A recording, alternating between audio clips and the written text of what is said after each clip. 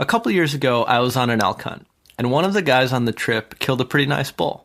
We were all standing around it, about to get to work skinning and quartering. And then the hunter asked his guide, who was this old-time mountain man, "Hey, how old do you think this bull is?" The guide looked down at the bull, and then he turned to the hunter and said, "I reckon he's about as old as he's going to get."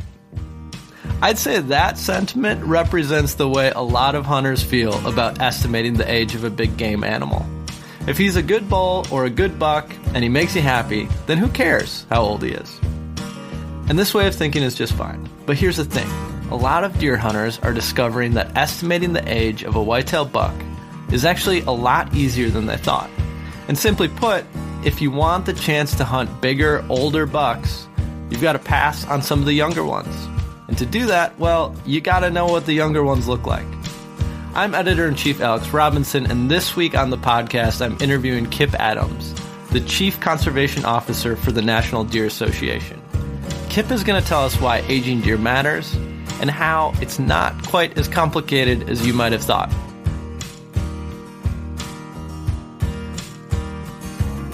Kip, thank you so much for joining us. Just to get started, would you give us a little bit of background on yourself as a deer hunter and wildlife manager? Sure. I'm from northern Pennsylvania. I grew up in a very hunting-rich family and hunting-rich area. Lots of hunters. In fact, everybody that I knew hunted, which I think led me early on to realize, boy, if it's possible to have a career in this, I'm in. So I've been a wildlife biologist for about 30 years now. Have a great job, certainly with the National Deer Association. But I'll say, Alex, I am first and foremost a deer hunter. I approach what I do from a job perspective with a deer hunter's mentality, meaning I want to learn as much as I can, certainly to put myself closer to deer in the fall. But at the same time, I think I can do a better job helping others learn about how to manage deer, how to enhance habitat, seeing it through the eyes of a deer hunter. So I love to hunt. I love to take others hunting and teach them and share those skills. And I think there's a tremendous value to spending a bunch of time outdoors in the deer woods. Okay, great. And Kip, how old are you now? I'm 52. So going back to when you were just kind of getting started in deer hunting and then also, in wildlife management, how old were you then? Well, in Pennsylvania, the rule used to be you could not hunt until you were 12 years old. I was born in 70. So, I couldn't deer hunt or small game hunt or anything until I was 12, which would have been 1982. Gotcha. So basically 30 years of hunting. Now, as a 52-year-old...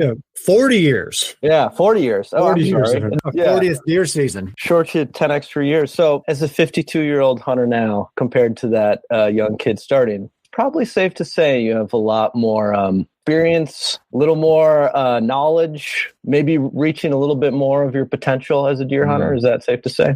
I think that's very safe to say. Yeah, so you're probably seeing where I'm going with this at this point now. Age matters. Absolutely. So let's talk about that on the deer side now. You guys at NDA have just turned out an awesome video, probably the best that I've ever seen, about how to go about aging a buck on the hoof. It's something that hunters these days love to talk about, like, how old do you think this deer is? Or looks like a good buck, but maybe he's a little young.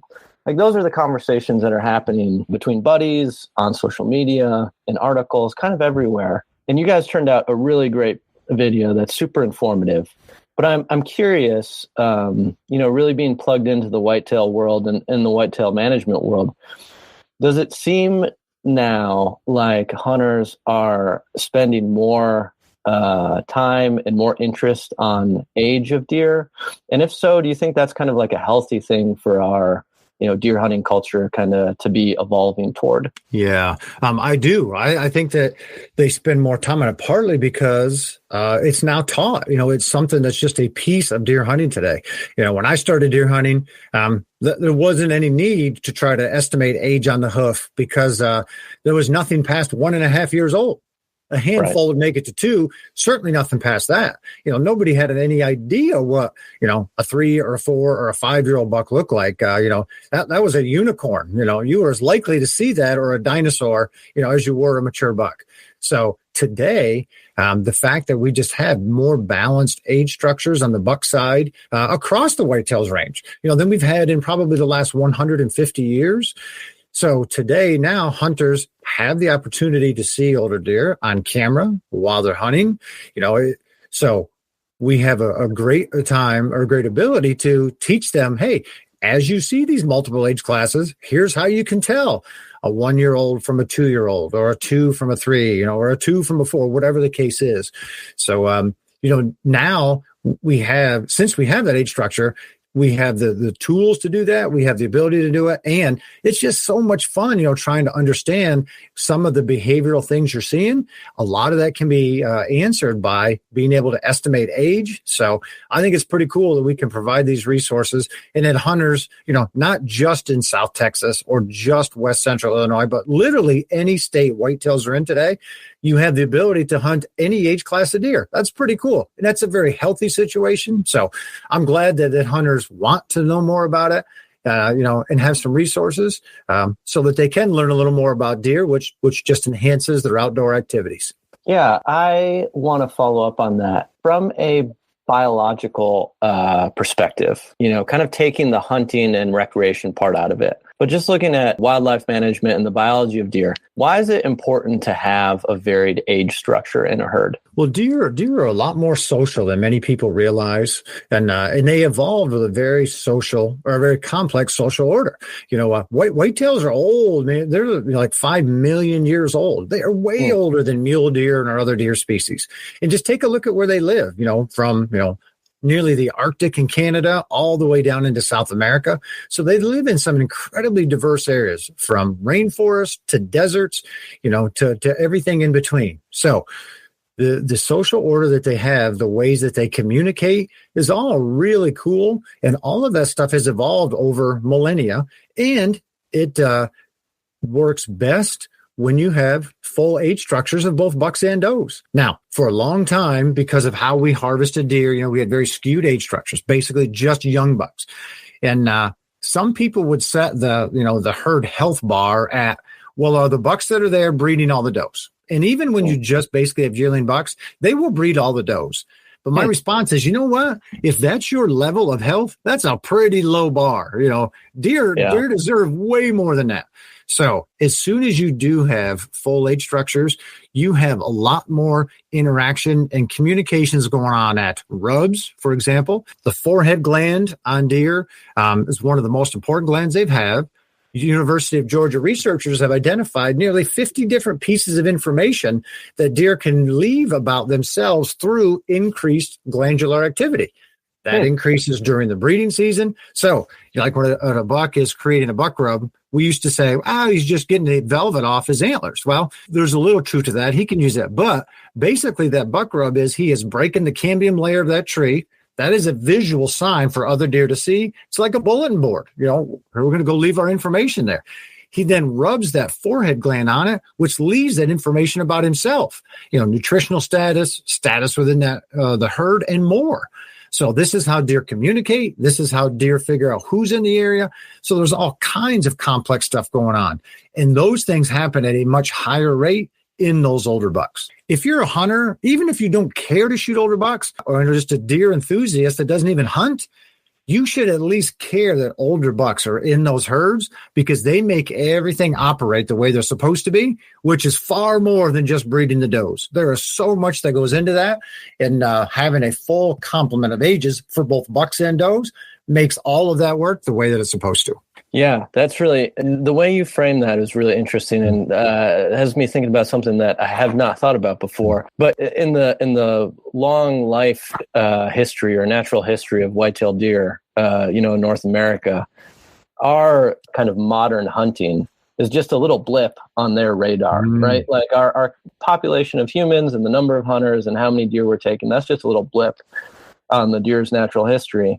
And we really disrupted that blip kind of in the bad old days, what you're talking about, where we were harvesting basically any buck 2.5 years old or older, and they just didn't exist. Had we kept going that route, like had we not evolved as hunters to kind of pay attention to age structure and trying to have a more diverse herd, do you think we would have started to lose some of that kind of natural deer behavior that is exhibited by more mature bucks if we had never kind of righted the ship?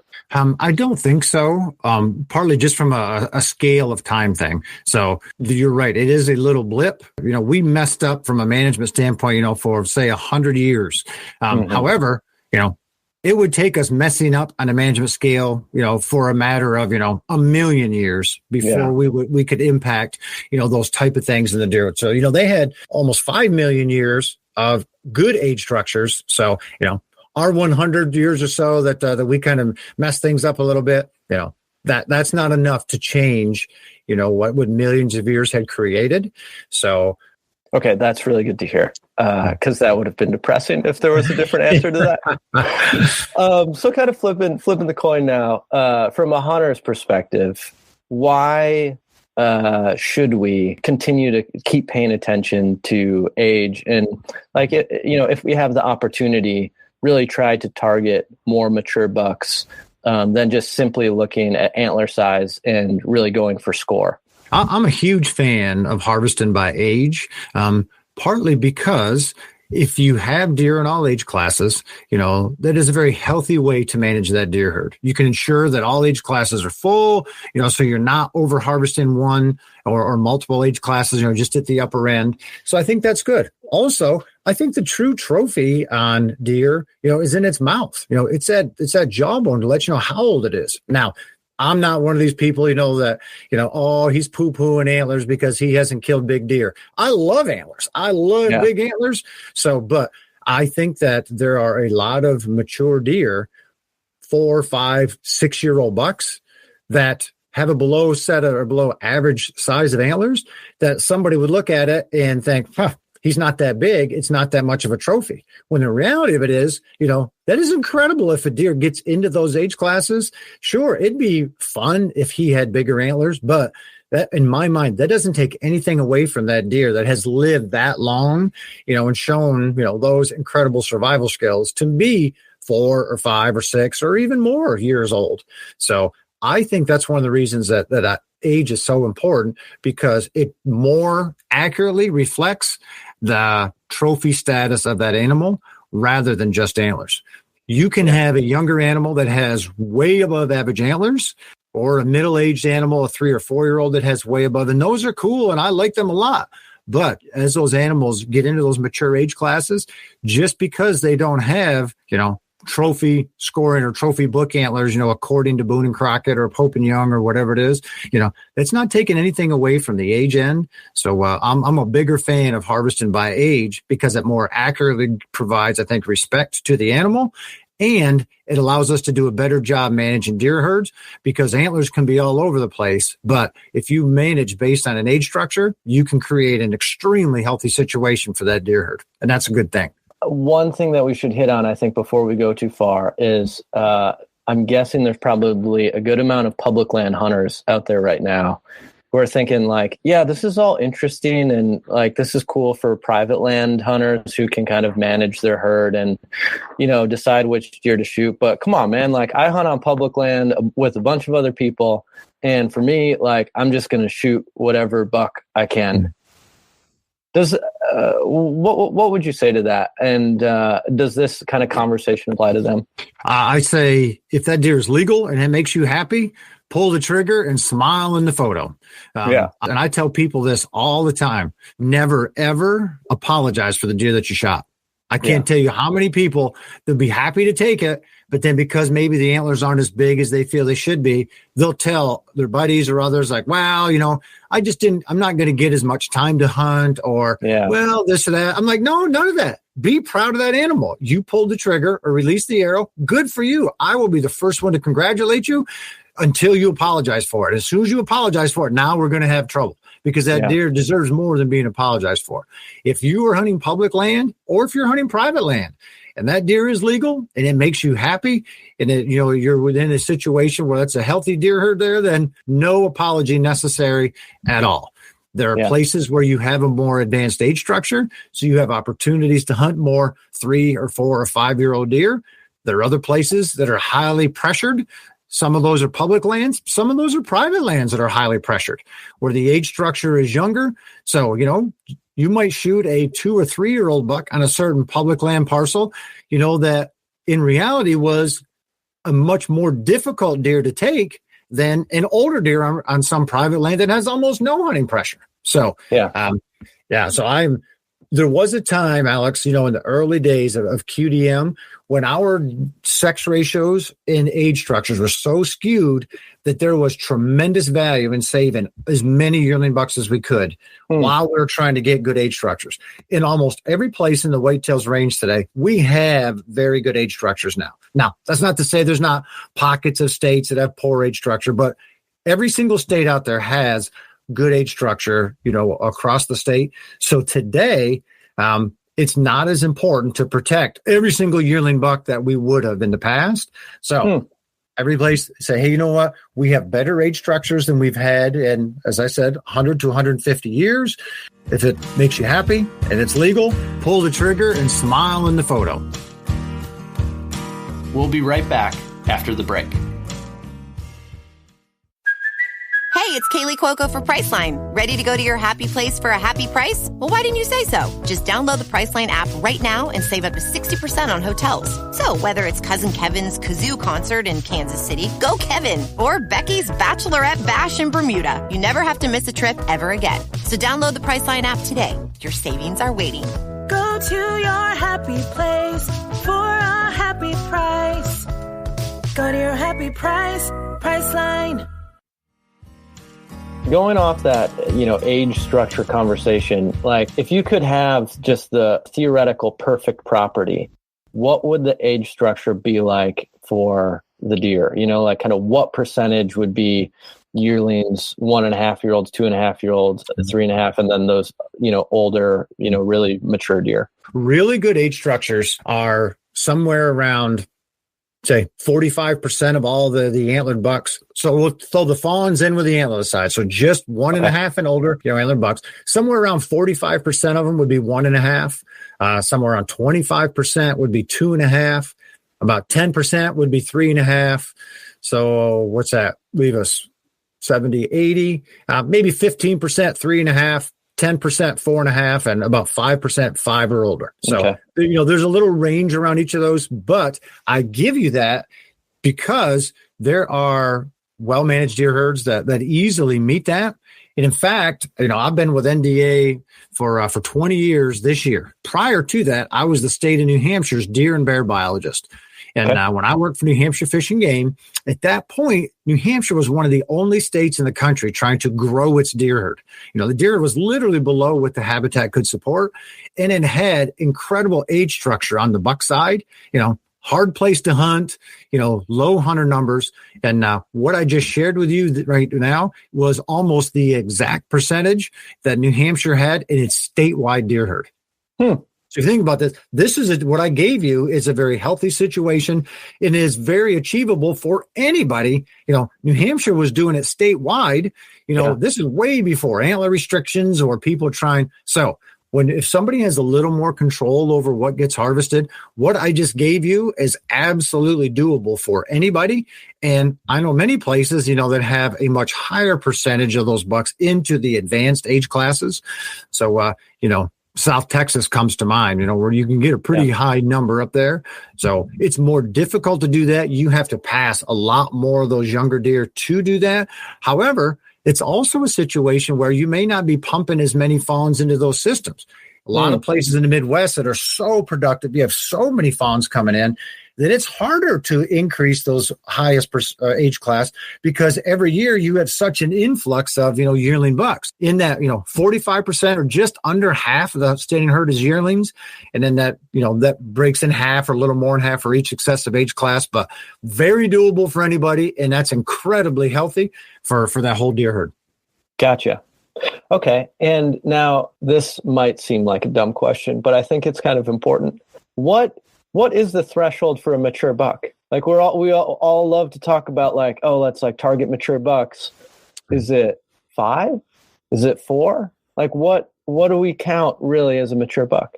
Great question. And that kind of comes into what your definition of that is. So for example, you could figure a mature buck being a deer that has reached a maximum antler growth. or you could define a mature buck as one that's reached maximum, body growth. In general, I often think of 1 and 2 year old bucks as being young bucks. Bucks that are 3 to 4 years old as being middle-aged, and then fully mature bucks being those that are 5 or older. And that comes partly by somewhere between 4 and 5. That deer has grown structurally all it's going to and is attaining its largest body mass and weight. Structural growth can be finished prior to that, but they still continue to add muscle mass and add weight. Lots of research shows too that they typically will grow their largest set of antlers somewhere between 5 and 7. So there's not a hard definition or hard line with that, Alex, whether, that mature buck is 3 or 4 or whatever that is. But most people I know, certainly by 5, that deer is fully mature. Some people will consider, a 4-year-old. Personally, for me though, I'm still calling those 3 and 4 year olds as kind of like middle-aged, because we continue to have more deer now, that are hitting that 5, 6, 7, even 8-year-old age class from the buck side. So, but I think certainly by 5, they're fully mature. And usually then you just kind of group those next few ages in together. But that's not to say if somebody's telling me, a 4-year-old deer is mature. Yeah, it is mature. It might not be fully mature, but it's certainly getting close. But we definitely know we're not talking about a deer that's, 1, 2, or 3 years old. Right. Okay. And at 5, for most bucks, have they reached their antler growth potential? As this part gets a little complicated, and I think people sometimes misunderstand it. By 5, they can reach their largest set of antlers. Somewhere in that 5 to 7 range is generally when it happens, and it usually happens based on the prior year's weather and food sources. So, for example, say a deer is 5 years old, that winter, is really hard. It's a late green up. What happens is they lose all that extra weight during the winter, so that the first foods they eat the next spring, they have to replenish a higher percentage of their body weight before they can start putting food up, for antler growth. So in that situation, that next year, probably not going to be the biggest set he's ever grown. However, the largest set of antlers that a deer grows often follows, an easier winter, with an earlier spring green up, and then just a really good growing season from a food end. That just allows them to start the spring at a higher rate, and then provides more opportunity or more nutrition for their antlers. So that's why it's not always when they're 5 or always when they're 6 or 7. A lot of that is dependent on environmental variables. But certainly a deer, we've seen deer, that are 8, 9, or even 10 years old that end up with a really good growing season and still grow their largest. So it's not unheard of even after that, but lots of research shows that most bucks will grow their largest set of antlers somewhere between 5 and 7. Gotcha. And that's what's so fun about this too, right? Is like there's little nuances and there's little differences from season to season and from location to location. And I think that makes it fun, but it also makes it challenging for hunters too. Especially for, just kind of your workaday hunter who is really into it and hunts hard, but doesn't have an entire season to just spend out there monitoring trail camera photos and watching deer every day. They've got to work jobs and got kids and, have stuff to do. So for folks like those, what are some kind of easy ground rules or some easy takeaways that they can consider when trying to age deer out there while they're hunting or guess age on deer while they're hunting? I think, we can break them down into some pretty easy generalities. And I love to try to estimate age of bucks on the hoof. I think it's a lot of fun. I'll be the first to admit, though, it's not an exact science, so don't bet your house or your rifle or your pickup truck, and certainly don't bet your dog, on what you age something is. But in general, we want to do this in the fall of the year because this is when we have the greatest change, in the body characteristics. So we can do the best job estimating. Summer photos are very hard. Post-rut photos are hard because you don't know how much weight, the buck lost. So fall of the year are by far the best time. Now with these in general, 1 and 2 year old bucks, those young bucks, they're trying to grow as much as they can in an overall body style. Their hindquarters are larger than the front end. So if you look at a buck and his hind end looks bigger than the front end, almost guaranteed it's either 1 or 2. And then there's a series of characteristics we could look at to better estimate, is it 1 or is it 2? By 3, that has now changed. The front end looks much heavier than its hindquarters. So, or they have this buffalo appearance or this racehorse look with a deep chest and a tight waist. So the hindquarters look bigger, it's 1 or 2. If the front end looks bigger, you're almost guaranteed he's 3. At 4, the front end and the back end look about the same because the stomach has dropped down in a 4-year-old now, so it's as heavy as the front. So that's a great indicator. By 5 now, you add in a pot belly and a sway back. So a equally heavy front and back with a big old belly in between it. So very quickly, those characteristics can get you into those general age classes. My favorite characteristic, though, Alex, is the neck, because some of those others can kind of fool you or lie. The neck never lies. In general, as those deer get older, that neck gets bigger and heavier in the fall, and it connects to the brisket lower and lower on the chest every year. So I look immediately front end, back end, look at that neck. And then from those, you can do a really good job very, very quickly putting them into one of those age brackets. And then, with a little bit of practice and understanding some of the other characteristics like, length of the legs relative to the body, et cetera, you can then, either double check what you think it is or break a tie between a couple age classes. But you'll notice I didn't say anything about the antlers. That will mess you up. Big antlers on a small deer makes you immediately think he's older.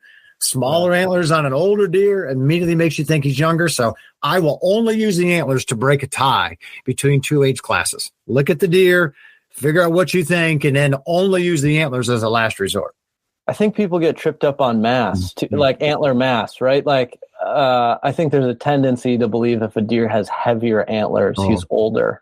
Right. Yep. And there, there's good reason for that because, as deer get older and they express more of their antler potential, they often do add mass and get heavier. So mass is a good characteristic to break a tie once again, between a couple age classes. But even with that, looking at the body characteristics first can get you, into the right ballpark, and then go ahead and look at the antlers because we're going to anyway. I'm the same way. I tell people don't. I do because I like antlers. So I'm going to look at them as well. I just try real hard to not let that influence me, what I'm seeing within the body characteristics. Yeah. Yeah, no, that's great advice. I think one other interesting thing you said in all of that was looking at the neck where it meets the brisket. Because I've personally been tripped up before, like in the rut when bucks have like their, swollen necks and they're, in that aggressive. I've been fooled by younger deer that have come in and kind of acted, I guess you would say, like older, mature bucks. But by looking at not just the neck itself, but where it meets the brisket, I think will kind of solve some of that. Just like first glimpse, like, ooh, he's like, kind of bulked up in the rut. He looks like he's got a big neck, but maybe he's not truly as old of a deer as what you first think on that gut instinct. No, for sure. And, I was actually mentoring a new hunter this past weekend. We were on a place in antlerless season, so he could only shoot a doe. But we had a 3 or 4 year old buck come into the food plot and literally walk within 10 yards of us and in bed right beside us. It was an incredible experience for this new hunter. So for this new guy who had only seen some does, had seen like a spike, this was like an entirely different animal. They just walked, just how he carried himself, how, other deer are reacting, what he's doing. So, super, super cool. But just the sheer size of that neck, was as big as the doe's bodies, that we saw. So, Yeah, absolutely. I mean, I think that's kind of what we all dream about is having those encounters with those big deer, those big bucks, which are typically the older ones. Along those lines, what are some kind of the more interesting things that you've learned either from hunting or through scientific research about mature bucks and kind of their behavior? Especially now, like we're in the hunting season, everyone's interested in this. What's kind of like just some interesting tidbits that you've picked up through the years about mature bucks and how they behave? I think one of the neat things is that we know now, that every deer has its own personality. We used to think, as they get older, their home ranges expand. And as they get older, they cover more ground during the rut. And we know now, what, those are not true. Those generalities don't hold at all with regard to deer and especially mature bucks. Every deer has its own personality. Some are more sociable. They tend to spend time with more other bucks during the year. Some are loners. They just don't like to be around others. Some have small home ranges. Some have big home ranges. And some of them tend to move a lot. Some bucks with small home ranges move a lot within them, and they just cover the ground in there numerous times. Others with small home or with big home ranges tend to move a lot, and they cover a lot of ground. So I tell people, you know what? I enjoy using trail cameras. If you use them, you can start to understand, a little bit about the deer using, whatever property you have access to hunt, whether that's private land or public land. And you'll see there are some bucks, younger or older, that you just tend to get a lot more on camera or tend to spend more time during the day moving, as opposed to some, that show up once every 2 weeks. And part of it is, I think this is cool. You asked earlier, about all these little nuances. And I think that's great, because think how boring deer management or deer hunting would be if it was just one size fits all. If every buck did exactly the same thing as he got older. And so, that wouldn't be fun for anybody. I enjoy it. The bucks have their own personalities, that there's no strong correlation between age and movement patterns, or age and home range size. I think that's part of the fun for people who want to really get in and try to study this. Some don't. I have friends that I hunt with that like to hunt, but care nothing about running trail cameras and doing all that. They're going to buy a license. They're going to hunt, 2 to 4 times a year, and that's it. So they don't want to be bothered. And you know what?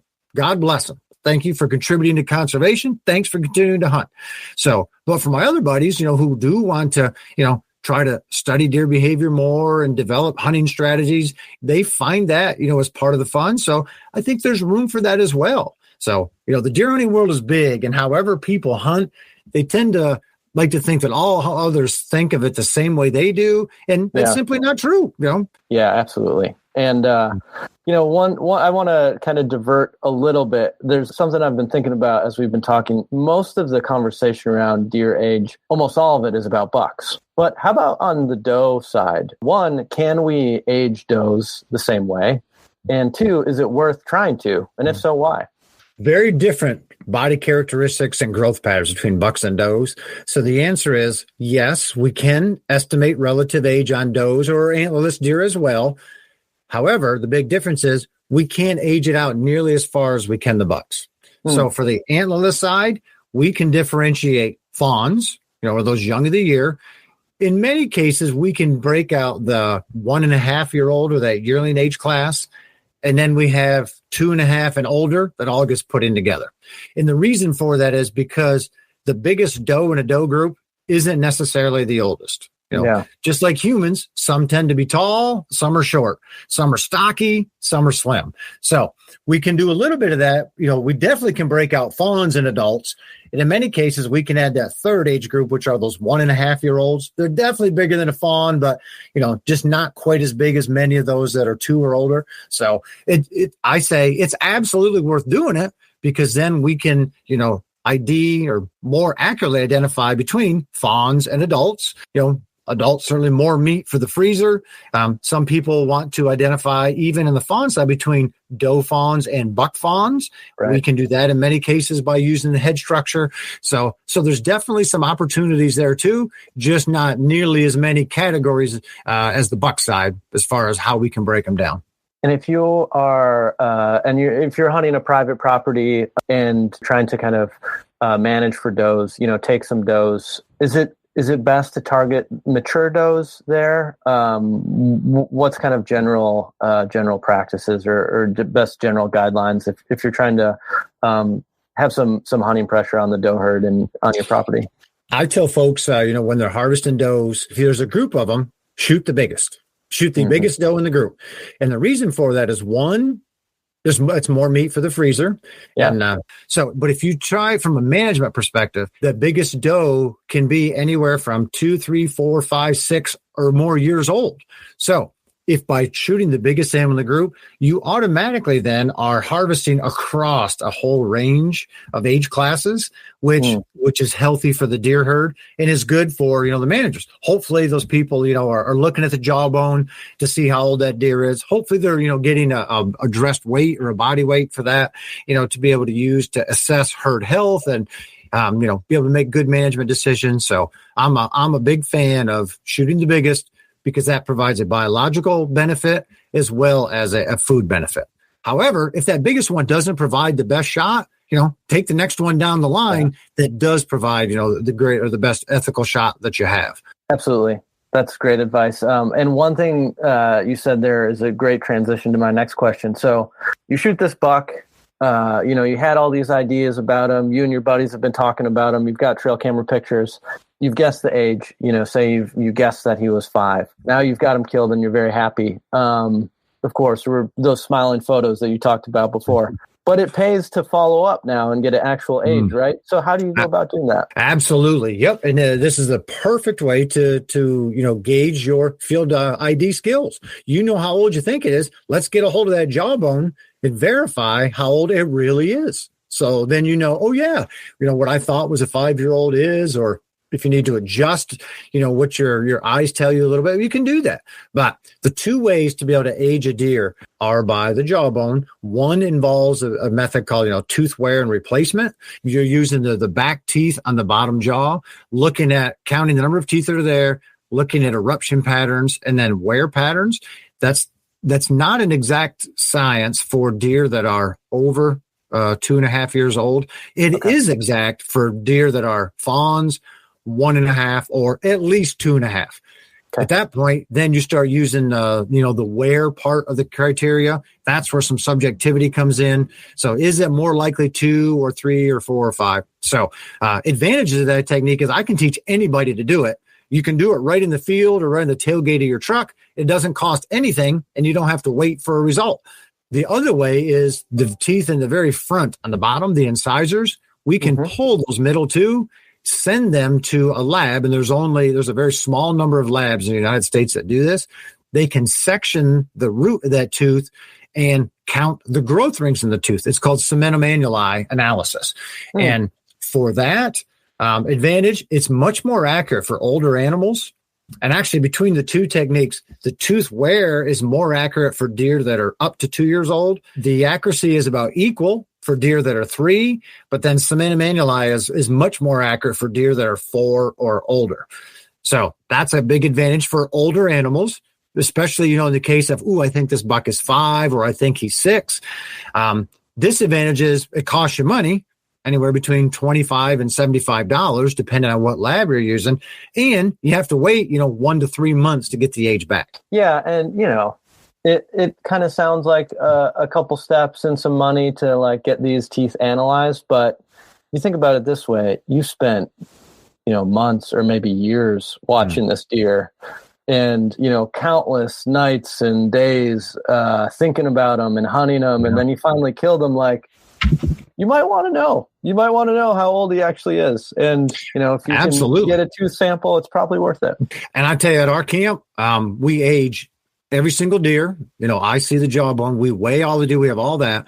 All the older bucks, we send the teeth away for cementum annuli analysis because we want to know, too, is it more likely 3 or 4 or 5?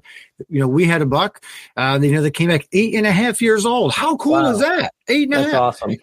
And even the oldest does, if there's tremendous wear, because really when you're looking at the wear on them, certainly by 5.5, after that, they kind of all get grouped together because now you can't really tell the wear patterns. You can say, it's probably closer to 10 than 5, but you don't really know. So we've sent a bunch of incisors from does over the years in as well.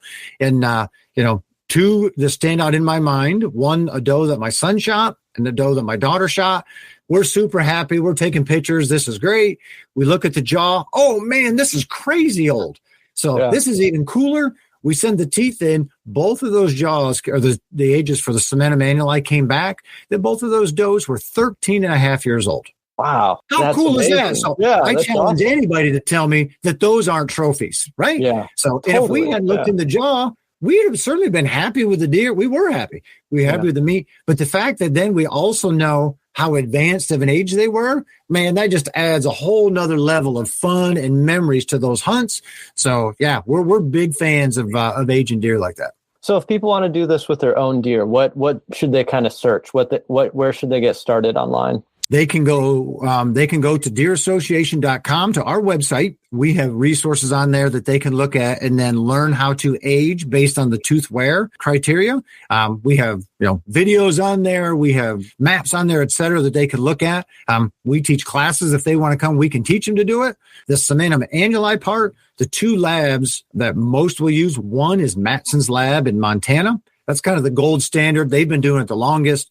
They do work for all the state fish and wildlife agencies. They also do work for any individual hunter. That's where I send mine and have for 2 decades now. There's also a lab in Texas, Wildlife Analytical Labs. The nice thing about them is they will age a single tooth for you. So I'm not sure what the current price is. It used to be $25. They will age, a single deer. Matson's lab, it's a $75 minimum order, but they'll age 5 deer for that. So, little differences there, but those are the 2 places that folks can go if they want to send, an incisor in. If they want to just learn to estimate by themselves, we can teach them that for free with resources right off our website. Awesome. Is there anything else that you think hunters should know or think about, just in terms of our conversation and, the whole idea of aging deer and why it's interesting and fun? I think it's cool that more people are interested today. More people even just understand, that the deer do get into those older age classes today, which is very different from, say, 30 or 40 years ago when hunters had no idea that a deer in a highly pressured area, could reach 12, 13, 14 years old. So, I tell people, it's worth taking a look in the mouth. It may add a whole nother level, of memories to your hunt, to be able to take a deer in those advanced age classes like that. So, if they've never looked in the mouth before, I wish them the best of luck this deer season. And if they get lucky enough and get a deer, definitely take a minute and take a look at that jawbone in the mouth, just to see or learn a little bit more about that deer.